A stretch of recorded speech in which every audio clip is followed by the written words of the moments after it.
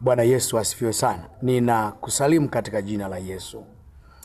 Nina machache leo ambao Roho Mtakatifu anatamani tushare pamoja. Je, ungependa kusikia? Mimi ni mwalimu wa neno la Mungu. Nitakufundisha, nitakueleza kile ambacho baba yako wa kiroho hawezi kukuambia, ama kiongozi wako ama mchungaji wako hawezi kukueleza, kwa sababu anaogopa. Akikuambia utakimbia, utaondoka kanisani, utakwazika. Na hii imepelekea unakuta mtu ana kanisa kubwa, ana watu wa kutosha, pengine robo tatu au nusu ya kanisa, wote watu ni majizi, wote ni wezi. Wote ni wezi, wanamuibia Mungu, hawatoi sadaka. Kwa unakuta mchungaji anaombea, pokea baraka ya Bwana, pokea baraka ya Bwana, kumbe mtu ni mwizi. Kesha muibia Mungu, hatoi kwa ukamilifu. Unakuta baba wa watu, mama wa watu, kijana wa watu anakesha milimani, anakuombea ubarikiwe. Nisikilize, ile laana ya Mungu ya kutokutoa sehemu ya 10, nanyi mmelaaniwa kwa laana, kwa maana mnaniibia mimi. Ile Malaki ile sura ya 3.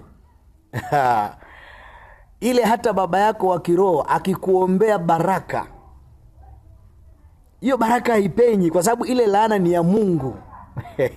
Asante Roho Mtakatifu. Asa anyway, nataka nikuambie nini leo? Narudia tena, kutokutoa sehemu ya 10 kwa ukamilifu, kwa wakati, unakuwa mwizi. Heri ungebaki kuwa mwizi tu na laana juu.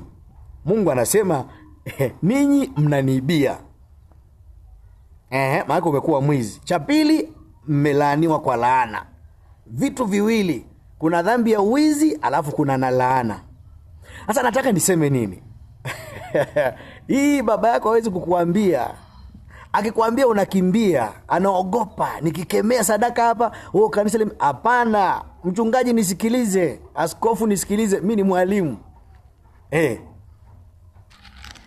Ukiwa na kanisa la mtu asiyetoa sehemu ya 10, hata ukimwombea mpaka umwekee miguu kichwani, hawezi kubarikiwa, kwa sababu huyo ana laana ya Mungu. Hiyo laana ya Mungu haitolewi kwa maombi. Hiyo laana inavunjwa kwa kutoa zaka.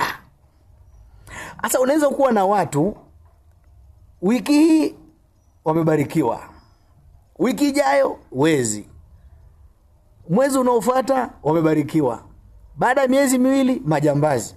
Kwa hiyo unaona shetani anacheza na watu wako kweli kweli. Mbona watu wabarikiwi? Ina maana Mungu hakuniita.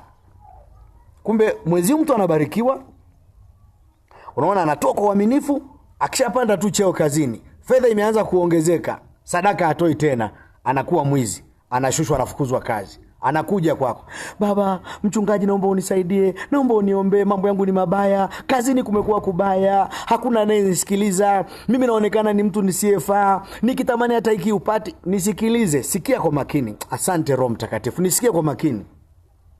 Utoaji wa sehemu ya 10 unakufanya ufunguliwe madirisha ya mbinguni na kumwagiwa baraka. Asa baraka ni nyingi. Mungu anasema nitawamwagieni baraka mpaka mkose mahali pa kuweka.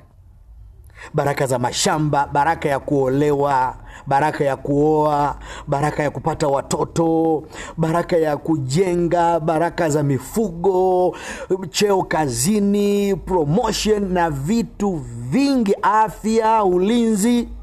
Mimi ndiye ninayekuambia nitawamwagieni baraka, sio moja, mpaka mkose mahali pa kuweka. Na usisahau baraka ya Mungu inatajirisha.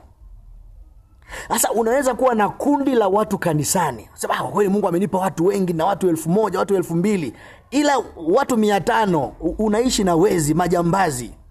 Pokea baraka, pokea baraka, pokea baraka, uinuliwe na kubariki na uzao wako. Kumbe mtu ni mwizi, kesha muibia Mungu. Hatoi sehemu ya 10, hatoi zaka, anabaki kuwa mwizi. Hatari. Sikia nikwambie. Nataka nikuelekeze kwa dakika chache vile ambavyo sadaka ni silaha ya ushindi katika vita. Achana na maombi, sadaka. Unajua watu wengi ni wana maombi sana. Kufunga anafunga sana. Kuomba anaomba sana.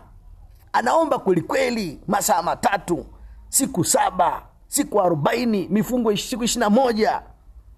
Piga maombi yani, anakunywa maji halali, mikesha ya kutosha. Nisikilize, hayo maombi hata yakijaa pipa, kama hayana sadaka, hamna kitu. Sadaka na maombi vinaenda pamoja. Ndio maana watu wengi ni waombaji sana, lakini hawajabarikiwa. Maombi hayakufanyi ubarikiwe. Maombi ni mawasiliano ya kwako na Mungu katika ulimwengu wa roho. Ili upokee baraka, unatakiwa utoe. Unatakiwa utoe ili ubarikiwe. Ili utoe ndio unapata kubarikiwa. Bwana Yesu asifiwe sana. Ili utoe ndio unabarikiwa.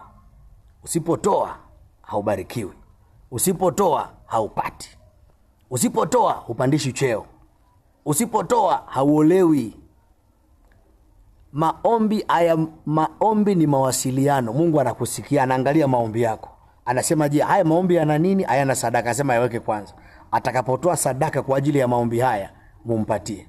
Ni kanuni ya ulimwengu wa roho. Nisikilize. Sauli amepoteza punda wako na mfanyakazi. Na kuja kipande kingine cha pili.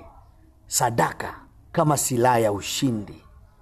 Sauli anaambiwa na mfanyakazi wake. Sauli anamwambia, bwana, ni siku 3 hatujawapata punda.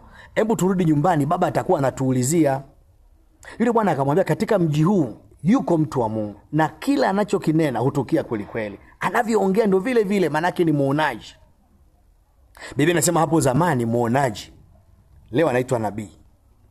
Sasa yule Sauli akasema, hatuna kitu, tutaenda kumpelekea nini? Hatuna kitu, mimi sina chochote, na hatuwezi kwenda mikono mitupu kwa mtumishi wa Mungu.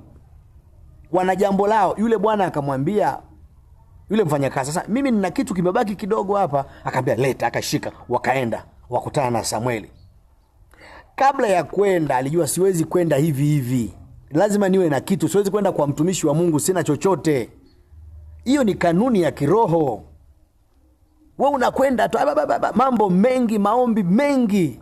Nakwambia hivi, maombi yanakuunganisha na Mungu, ila kanuni ya kiroho, ili upokee vya kwako vya rohoni, lazima utoe. Sikiliza, kwa jinsi hii Mungu wa mbinguni aliupenda ulimwengu hata akafanya maombi, hata akamtoa mwanae wa pekee, ili kila mtu amwaminie asipotee, bali awe na uzima wa milele. Mungu, ili kukupata wewe unayenisikia, hii neema ya wokovu, hii neema ulionayo wewe, Mungu aliitolea sadaka ya mtoto wake mpendwa. Akachinjwa, akauawa kama sadaka. Biblia inasema ni mwanakondoo aichukuae dhambi ya ulimwengu. Alitoa sadaka. Kwa jinsi hii Mungu aliupenda ulimwengu hata akamtoa mwanae wa pekee. Unaona, akamtoa ili afanyeje? Alimtoa ili aweje? Alimtoa ili auawe. Yesu akafa, siku 3 akafufuka. Ndio maana sisi tunaokolewa leo. Ndio maana unaona mtu anayempokea Kristo anakuwa na ushindi sana. Ushindi kila mahali. Huyo Yesu unayesema, Yesu nakupenda, hiyo ni sadaka ya mtu. Sikiliza, Yesu nakupenda, Yesu nisaidie, hiyo ni sadaka ya mtu. Kuna mtu alikaa mahali akafikiri akatoa sadaka. Huyo Yesu unayemngangania ni sadaka. Ni sadaka ya mtu. Mungu alitoa sadaka. Hiyo ni sadaka imetolewa mahali. Yesu nisaidie, Yesu umeniacha, hiyo ni sadaka. Haleluya. Nakuja part 2. Ubarikiwe sana. I love you.